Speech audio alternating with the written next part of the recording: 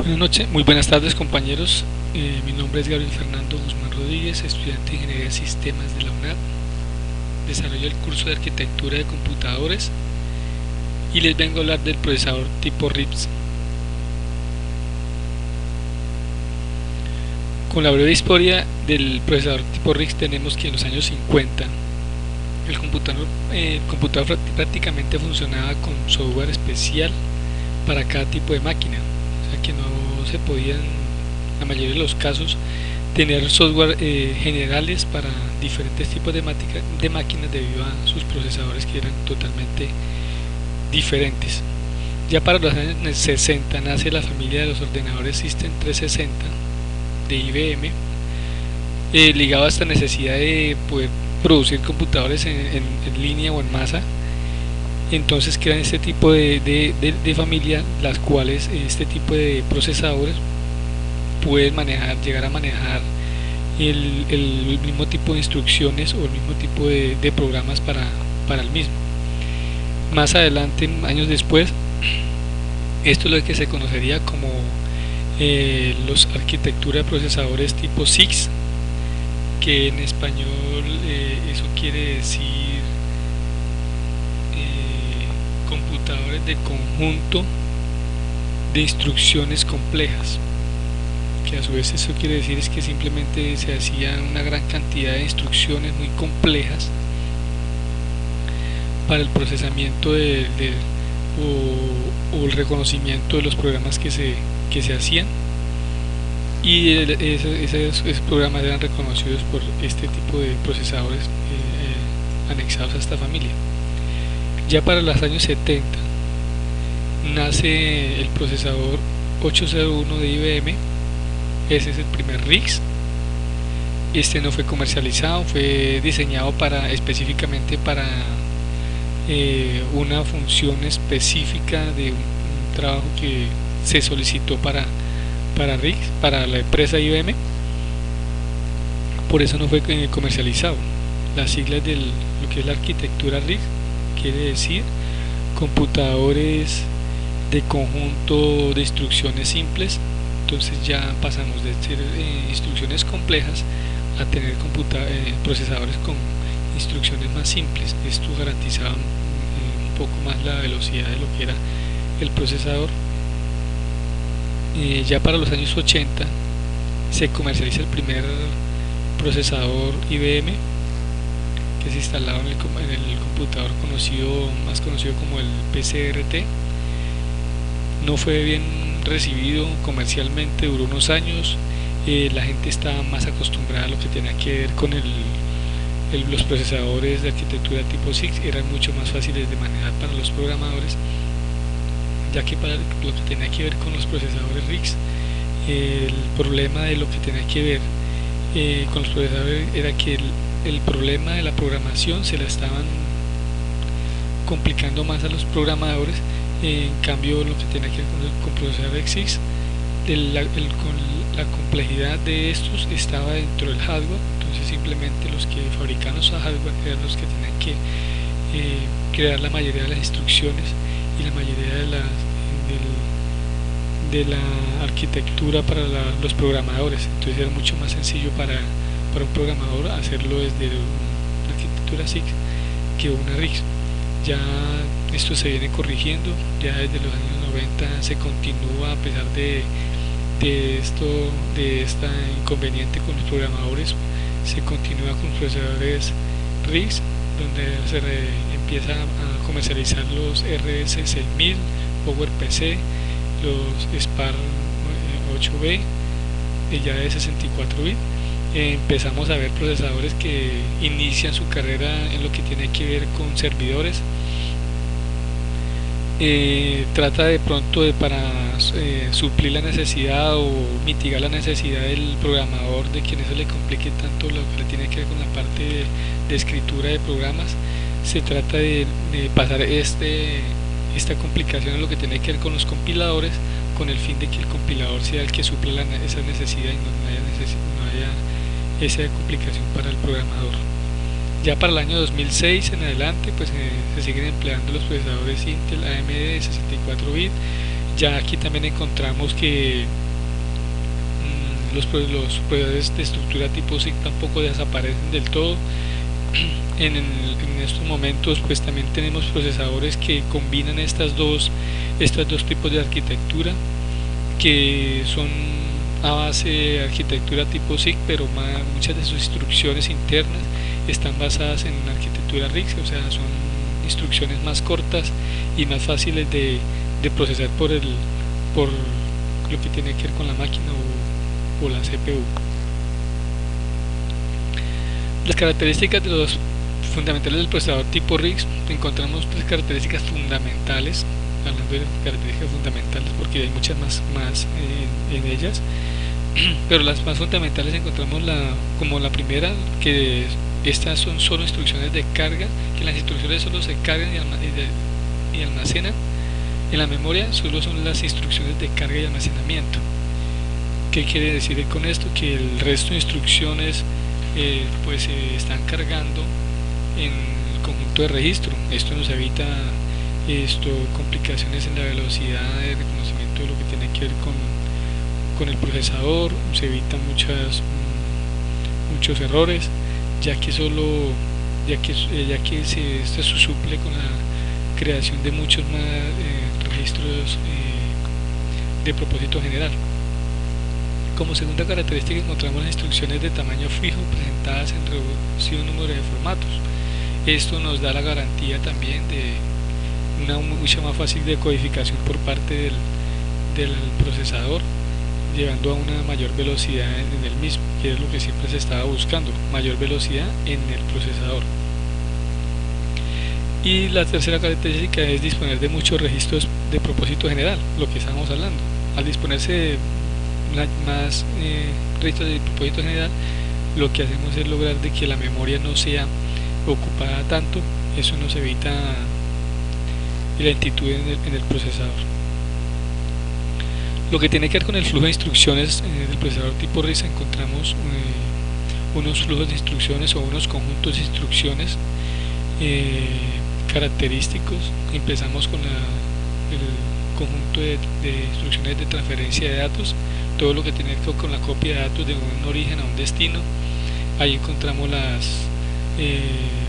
instrucciones como mod, load, mode, múltiple, clear seed. Lo que hace es simplemente cargar información a los registros o a los destinos de registro que queremos, donde vamos a guardar la información, y con esta información que está guardada dentro de estos registros ya hacemos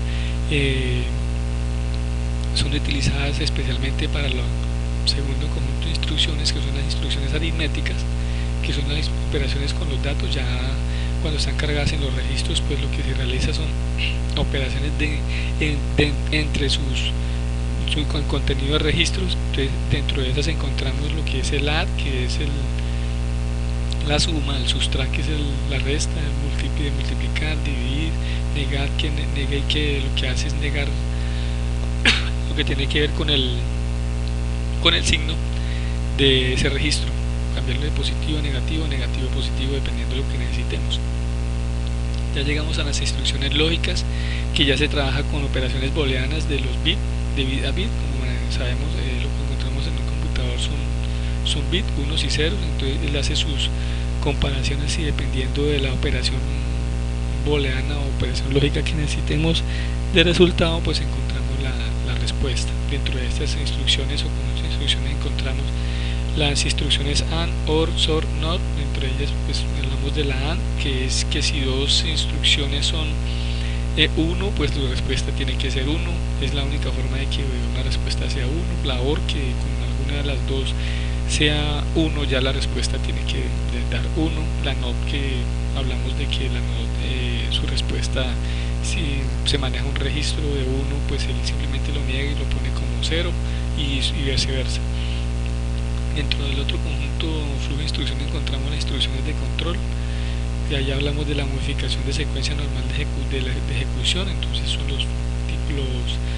la modificación de la ejecución del programa. Entonces el programa si lleva una secuencia, un consecutivo de su manejo. Aquí podemos incluir dentro de este los saltos incondicionales, saltos condicionales, llamadas de rutina, gestión de interrupciones. Una de esas, por lo menos el salto condicionales, hablamos de que llega un momento en el programa de que al encontrar una condición que se cumpla, lo que hace es que nos lleva hacia ese lugar del programa que queremos a que haga, o realiza un subprograma. Si no encuentra esa condición, simplemente continúa con su recorrido, su ejecución del programa normal. Llamada de subrutinas es algo parecido, simplemente en algún momento del programa pues se llama un conjunto de instrucciones para que se ejecuten dependiendo del lugar donde se encuentre el llamado. Después encontramos las instrucciones de entrada y salida. Ya son instrucciones, igualmente son de transferencia igual a las que estábamos escuchando primeramente, con la diferencia de que ya estas instrucciones de transferencia se realizan a través de los dispositivos de entrada y salida, lo que hablamos de ingresar datos desde el exterior o desde el operador hacia lo que tiene que ver con el programa en sí.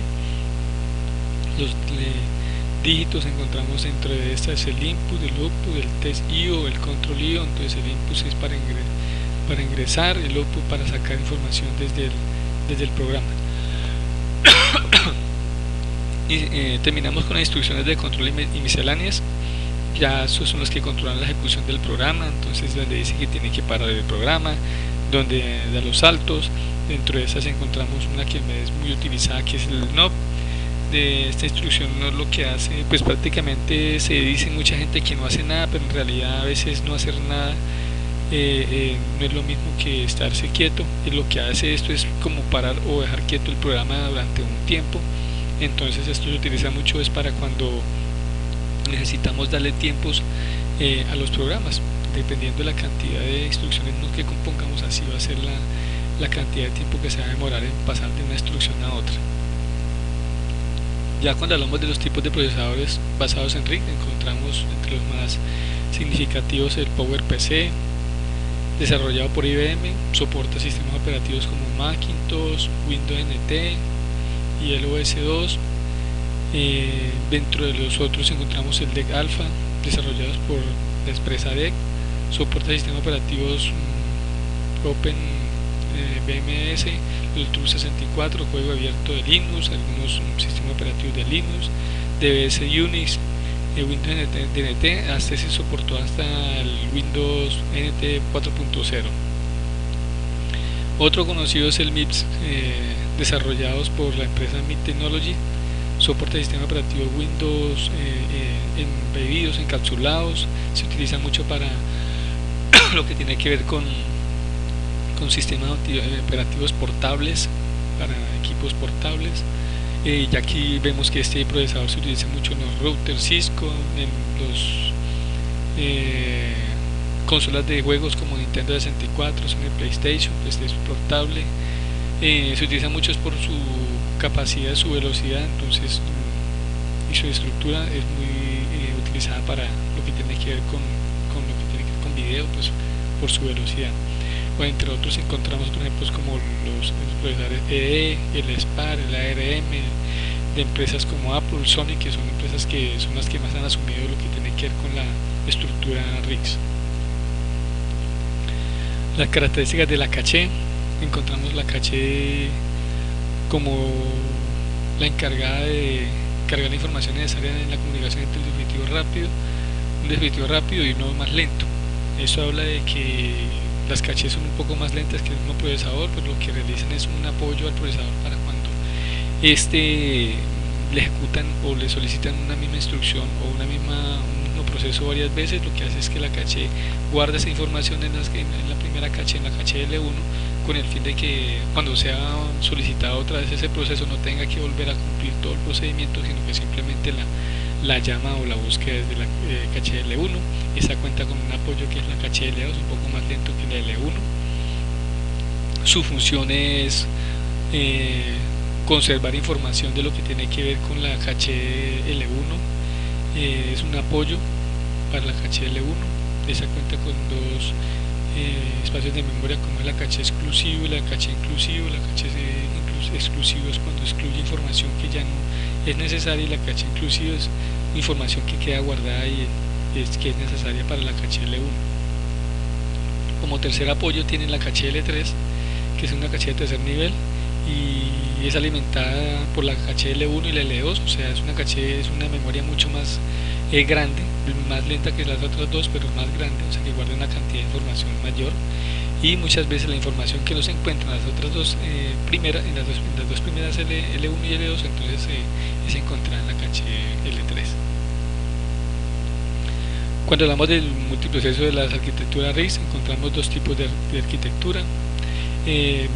Desde aclarar que el modelo RISC empezó o se fundó desde el modelo CIS, que fue el modelo convencional para von Neumann. Este modelo sí lo que hace es que simplemente una instrucción es ejecutada al mismo tiempo que se ejecuta o que se procesa un dato. Entonces es como decir uno a uno. Debido a que a la cantidad o al avance de las tecnologías, a la solicitud del manejo de muchísima más información, pues se llega a la conclusión de que se tiene que buscar más velocidad en los procesadores. Entonces el manejo de la CIS era muy básico. Lo que se realiza o se trata de hacer con la RISC es darle una agilidad en lo que tiene que ver con procesar varias instrucciones al mismo tiempo, lo que se llama como proceso escalar, pero pues sigue siendo el tema del mismo SIG. No pasa a ser más sino el mismo tema SIG.